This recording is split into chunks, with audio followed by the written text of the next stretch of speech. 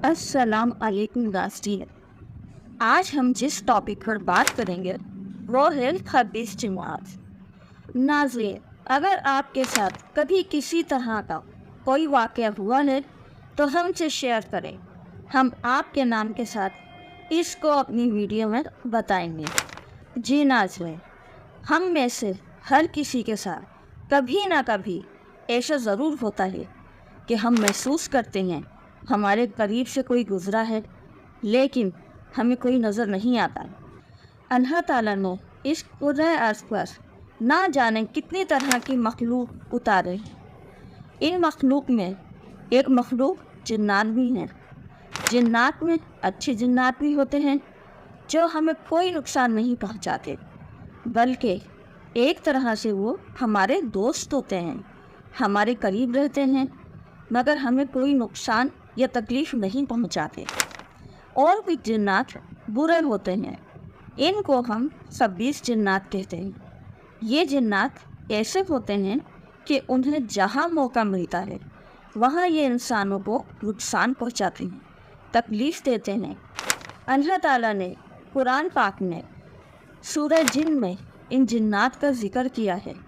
जिन्नात इस दुनिया में इतने ज़्यादा तादाद में हैं कि अगर हम इनको देख सकते तो हमें अपने इर्द गिर्द हर जगह ये नज़र आते।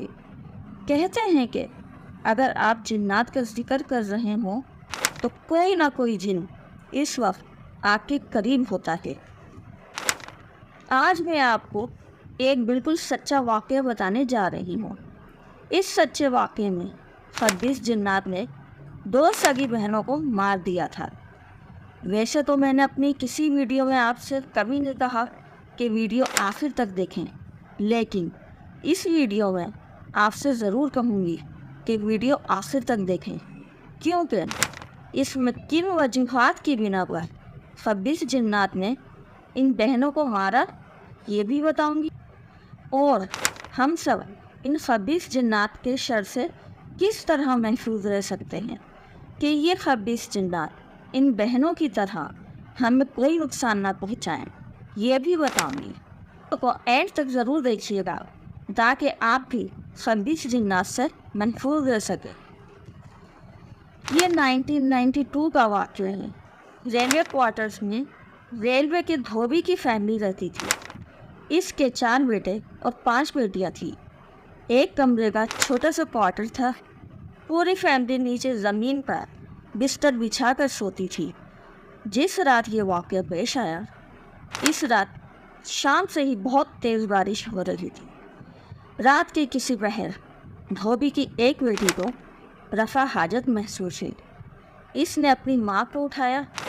यहाँ मैं एक बात और बता दूँ कि जहाँ धोबी का क्वार्टर था वहाँ सिर्फ 2 क्वार्टर बने हुए थे। एक धोबी की फैमिली के इस्तेमाल में रहता था और दूसरे क्वार्टर में रेलवे मुलाजिम की फैमिली रहती थी। इन दोनों क्वार्टर्स के पीछे की साइड पर एक बाथरूम बना हुआ था जिसको दोनों क्वार्टर्स की फैमिली इस्तेमाल करती थी। तो इस रात जब धोबी की बेटी को रफ़ा हाजत महसूस हुई और वो अपनी माँ के साथ बाथरूम गई, बारिश बहुत तेज़ हो रही थी, लाइट भी नहीं थी। जब वो बाथरूम से बाहर आई तो बहुत तेज़ काँप रही थी।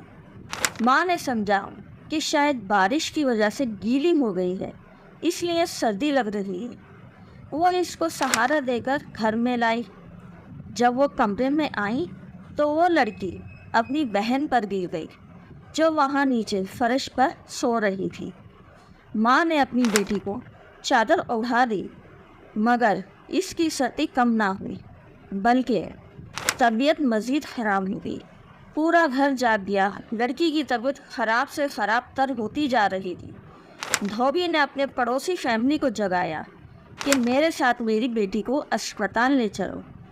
धोबी अपने पड़ोसी के साथ अपनी बेटी को लेकर अस्पताल गया। अस्पताल में डॉक्टरों ने इलाज किया, दवाएं दी, मगर कोई फ़र्क नहीं हुआ। लड़की की तबीयत वैसी ही रही। डॉक्टर को समझ नहीं आ रहा था कि लड़की को हुआ क्या है।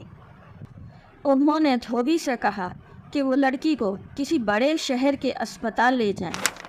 دھوبی اپنے پڑوسی کے ساتھ اسی وقت بیٹی کو لے کر بڑے شہر کے اسپتال چلا گیا، مگر اس بڑے شہر کے اسپتال میں بھی لڑکی کی طبیعت نہیں سنبھلی۔ آخر صبح 9 بجے کے قریب لڑکی کا انتقال ہو گیا۔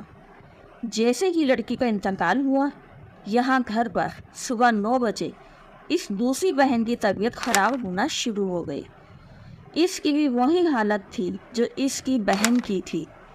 جب تک دھوبی اپنی لڑکی کی میت لے کر گھر پہنچا، اس وقت تک اس کی دوسری لڑکی کا بھی انتقال ہو چکا تھا۔ ایک ہی دن میں ایک گھر سے 2 جنازے اٹھے۔ ہر کوئی حیران تھا کہ اچھی بھلی صحت مند لڑکیاں کس طرح ایک ہی رات میں مر گئیں۔ جب لوگوں کو تفصیل معلوم ہوئی کہ کس طرح رات میں باتھ روم سے واپسی پر لڑکی کی طبیعت خراب ہوئی تھی، تو انہوں نے کسی عالم کو بلایا اور اس کو یہ ساری تفصیل بتائی۔ عالم نے باتھ روم کو دیکھا اور اپنے علم سے بتایا کہ جب لڑکی باتھ روم گئی تو وہاں کوئی خبیث جنات تھے۔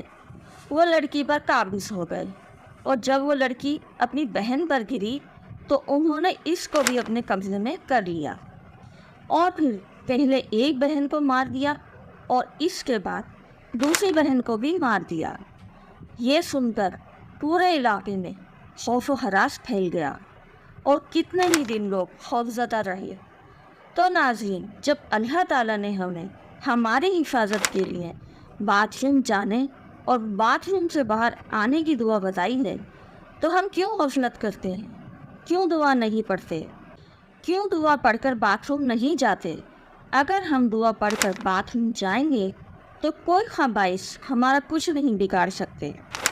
اللہ تعالیٰ نے قرآن پاک میں ہمیں ہماری حفاظت کا ہر طریقہ دعا کی صورت میں بتایا ہے، مگر ہم ایسا نقصان اٹھانا پڑتا ہے جس کی تلافی زندگی بھر نہیں ہوتی۔ اللہ تعالیٰ نے ہمیں ان خبیث جنات سے محفوظ رہنے کے لیے دعائیں بتائی ہیں، مگر ہم یہ چھوٹی چھوٹی دعائیں یاد نہیں رکھتے۔ اگر ہم یہ دعائیں یاد کر لیں تو ہماری زندگی بہت آسان ہو جائے اور ہم ان خبائث سے محفوظ رہیں جو ہر وقت ہم انسانوں کو نقصان پہنچانے کی کوشش کرتے ہیں، اور جہاں انہیں موقع ملتا ہے وہاں دھوبی کی لڑکیوں جیسے حادثے ہو جاتے ہیں۔ تو آئیں ہم سب آج سے ہی ان دعاؤں کو اپنی زندگی میں شامل کر لیتے ہیں تاکہ کوئی خبیث ہمیں کوئی نقصان نہ پہنچائے۔ آج ہم نے خبیث جنات کے بارے میں آپ کو بتایا۔ آئندہ ویڈیو میں ہم اچھے جنات کے بارے میں بات کریں گے اور آپ کو بتائیں گے کہ اچھے جنات انسان کے دوست کس طرح ہوتے ہیں اور انسان کی مدد کیسے کرتے ہیں۔ اس طرح کا ایک واقعہ آپ کو بتاؤں گی۔ جی ناظرین، کیسی لگی ہماری آج کی ویڈیو؟ ہماری یہ ویڈیو اپنے ان پیاروں کو ضرور شیئر کریں جو آپ کے لیے بہت خاص ہیں۔ ملتے ہیں آئندہ ویڈیو میں۔ اللہ حافظ۔